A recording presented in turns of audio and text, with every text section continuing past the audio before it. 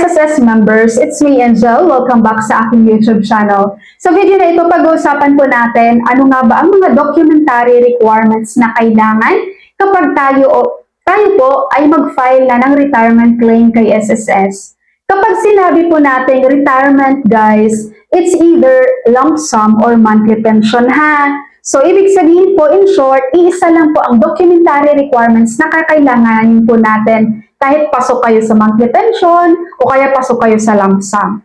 Okay? So, same documentary requirements lang po ito.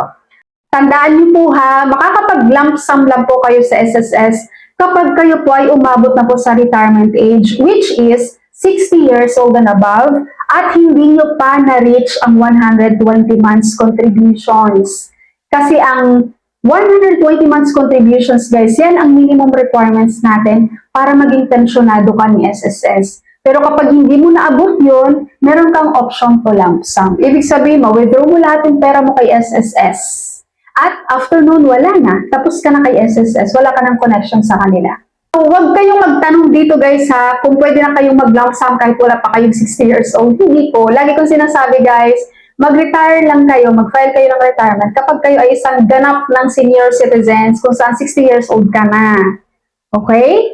So, ito na.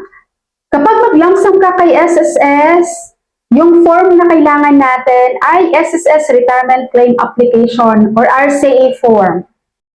So, yung nakikita nyo ngayon sa screen, guys, yan yung itsura niya. Pwede pong sa SSS kayo mismo nito mag-file kapag walk-in ang gagawin nyo na application, ha? And then, ito namang application for DDR benefit, i-disregard nyo lang to, guys. Para lang to sa mga naging employee ng government na gustong mag-avail ng DDR. Okay? So, dito lang tayo sa RCA form. Pangalawang kailangan mo po ng valid ID. Any government valid ID, guys, ha? Kahit hindi yan SSS ID, basta meron kang government valid ID. For example, the national ID card. Ayan, pwede yan. And take note, you have to bring original and the photocopy of your forms and your IDs. Kung bago ka nag-retire kay SSS, guys, ikaw ay employed. Diba? Kunwari, na yung 60 years old ka na, employed ka, tapos nag-retire ka na sa employer mo, kailangan mo po ng certificate of separation. Pero kapag ang status mo ngayon, guys, voluntary ka na. Let's say, for example ko yung sarili ko, dati akong employed, tapos ngayon voluntary member na ako. Kapag mag-file ako ng retirement kay SSS, hindi ko na kailangan ng certificate of employment dahil naging voluntary member naman yung current ko or pinaka-recent na membership type ko with SSS. Pero kapag ikaw ay employed, guys, nakaka-resign mo lang, employed ang status mo with SSS, kailangan mo ng certificate of separation. Okay po?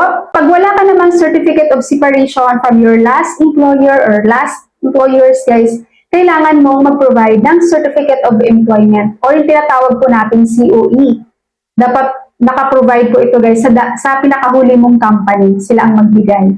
Kahit wag na yung mga dating company mo, ang importante po yung pinaka-latest na company mo. Pero kapag yung company mo naman, guys, ay nagsara na, kailangan mo po ng SSS form, Affidavit of Separation from Employment or Cessation of Self-Employment with undertaking or regardless of the status of employer. Gets po?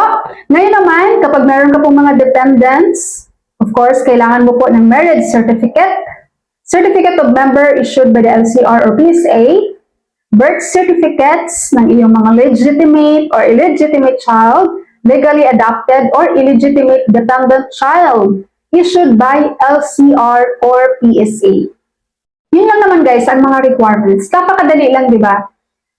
So, lahat, guys, mayroong documents ka na meron ngayon sa bahay, guys. I-xerox mo na yan, i-photocopy mo na yan. Pati valid ID, mga ID ng mga dependent mo, di ba?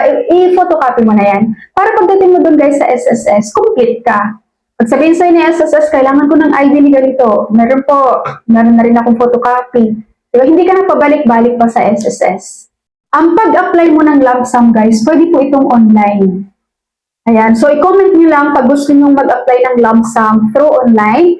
I-send ko po, i-comment ko, i-reply ko po sa comment nyo ang link ng video tutorial ko na yon kung paano nyo gawin ang online application for lump sum or monthly pension with SSS. So same process lang naman yun guys.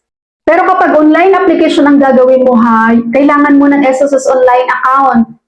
Tapos, pag meron ka nun, mag-apply ka muna, mag-enroll ka muna ng iyong disbursement account kay SSS. Kung meron kang bank account dyan, i-enroll mo na sa iyong SSS online account as disbursement.